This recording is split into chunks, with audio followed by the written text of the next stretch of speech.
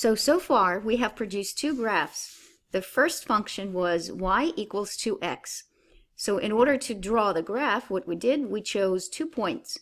We chose the point where x was 0, and we plugged 0 in place of x. 2 times 0 gave us 0, hence this 0 right here. And then we chose x to be equal to 1, and multiplying 2 times 1 gave us 2. So we had 2 points, 0, 0, 1, 2. 1 for x, 2 for y. And what you were supposed to do, you were supposed to draw a coordinate system. So like this one. And when you draw the coordinate system, you subsequently label it. You label it y at the top and x for the horizontal line. So these are your x's. There was the center of the coordinate system labeled 0. And then you were supposed to choose a scale. The scale that you see here on the screen is a little bit different from what you could have chosen, but regardless, if you look at the scale, so what you see is that 4 boxes, if you will, comprise 2, which means that this is where 1 is for x. This could be -1 for x. This is 1 for y. And this is -1, and so on and so forth. And as I said before, you do not have to label every single point on your coordinate system, only the ones that matter. So let's look at what we chose. We chose 0, 0, so that's this one. And then we chose x to be 1, which would be right here, so x equals 1. And then when x equaled 1, then y was supposed to be 2. So the way you do it, you find where x equal 1 and y equal 2 meet. That would be this point. So we have 0, 0, 1, 2, and then you take your ruler, lie it on your graph paper, and draw a straight line, as you can see right here in this graph. It's a straight line that goes through your 2 points. And if you got it all drawn correctly, then your graph should be beautiful and readable. Now let's look at our next graph. We did this one also together in class.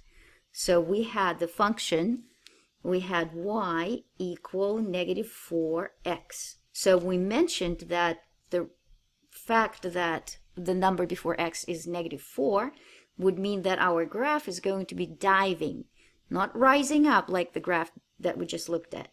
It's going to be diving down.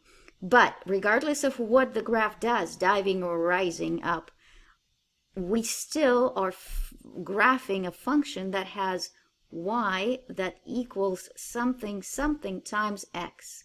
Not x squared, cubed, or 1 divided by x. It's the direct proportion. So remember, we talked about y equals a times x is these types of functions, meaning that x, which is the independent variable, will be changing. It can be taking any value, and then y will behave accordingly. So for example, if this a is 5, then 5 times x, any x, will allow us to figure out what y equals. So for example, if x equals 1, y will be 5 times 1, and that will be 5. If x equals 1,000, then y will be 5 times 1,000, and it will be 5,000. So regardless of what x is, we can always figure out what y is. So let's look at the points that we can use for our graph. If we choose x to be 0, then we place 0 right here. -4 times 0 is still 0, hence 0 for y. And then if x equals 1, we will plug 1 in place of x, and we will have -4 times 1, and that will give us -4. So we have -4. So our 2 points that we're going to be putting on, or plotting it is called, on our coordinate system will be 0, 0, 0 for x, 0 for y. We don't really have to plot it. It's there once we draw our coordinate system. And then 1, negative 4. In the first place, we always put x. In the second place, we always put y. So these are our 2 points that we're going to draw. And here is the graph. When, again, we're going to label it as y for the vertical and x for the horizontal. What we see here is we chose 0, 0 as one of our points. And our second point was x was equal to 1. So this is where, according to my scale, where 1 for x should be. And then y would be negative 4. So this is negative 2, and that's where negative 4 would be. So 1, negative 4 goes all the way down to here. And I'm running a little bit out of room, but you should have enough room on your graph paper. There we go. So this is where 1 and negative 4 meet. 1 for x and negative 4 for y. So then you see our 2 points. Again, let me highlight them. Here's our point 0, 0 and point 1, negative 4. So you take a ruler and draw a straight line through those 2 points. 0, 0, 1, negative 4. All right, so on to the next graph. Y equals 1/2 multiplied by x. So in other words, y is half of x. So you can think of, if x equals 50, then y would be 25.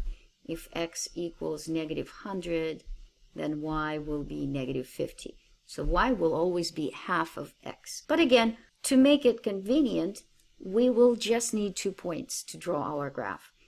And again, since this function is y equals some number multiplied by x, the most convenient one and always present in all coordinate systems is 0, 0. When x equals 0, then y will definitely be 0 as well.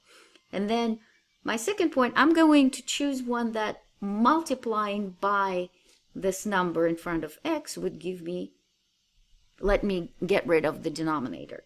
So the easiest one would be 2. Since the denominator is 2, I will just multiply it by 2. If I do 1/2, as the function calls for it, and I multiply by x, and in place of x I put 2, then it's crisscross applesauce, and that will give me 1 for y.